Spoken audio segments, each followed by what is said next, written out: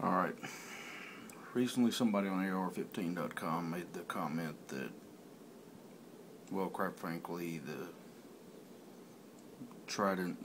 Spectre was a lot easier to take apart than a Sparrow, and recommended go down to their local dealer. Well, this is my brand new Silencerco Sparrow, stainless steel. I've shot less than 200 rounds through it.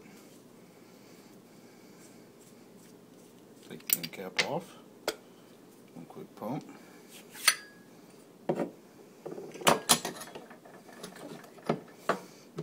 Please note, there's 5 pieces. Spectre, it's got 10. Take the tube. Take the half stack back in. Take a tube. Mount the corrugated surfaces. Stick it back in. Quick turn.